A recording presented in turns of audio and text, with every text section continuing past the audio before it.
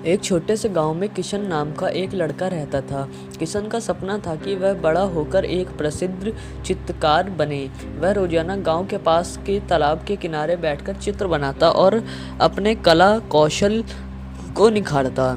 लेकिन उसके परिवार की आर्थिक स्थिति अच्छी नहीं थी, इसलिए उसे अपनी पढ़ाई के साथ साथ खेतों में भी काम करना पड़ता था। एक दिन गांव में एक प्रसिद्ध चित्रकार आकाश जी आए। उन्होंने गांव में कला प्रदर्शनी लगाने का निर्णय किया। किशन ने भी सोचा कि वह अपनी चित्रकला प्रदर्शनी में प्रस्तुत करेगा। उसने बड़े उत्साह से अपनी सबसे अच्छी पेंटिंग बनाई और प्रदर्शनी में भाग लिया।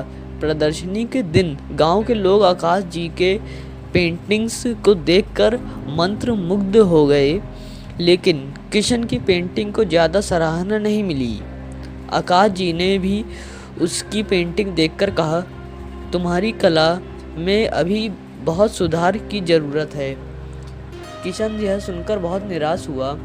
उसे लगा कि उसका सपना कभी पूरा नहीं हो पाएगा, लेकिन उसकी माँ ने उसे हौसला दिया और कहा, बेटा कभी हार मत मानो, मेहनत और लगन से सब कुछ संभव हो सकता है। किशन ने अपनी माँ की बात मानी और उसने अपनी कला को सुधारने का निश्चय लिया। वह रोजाना अधिक मेहनत करने लगा और अपनी कला को निखारने के लिए नए नए तरीके अपनाने लगा। धीरे धीरे उसकी कला में सुधार होने लगा। कुछ महीनों बाद गांव में फिर से कला प्रदर्शनी का आयोजन हुआ। इस बार किशन ने अपनी बेहतरीन पेंटिंग प्रदर्शनी में प्रस्तुत की। उसकी मेहनत और लगन ने इस बार रंग दिखाया।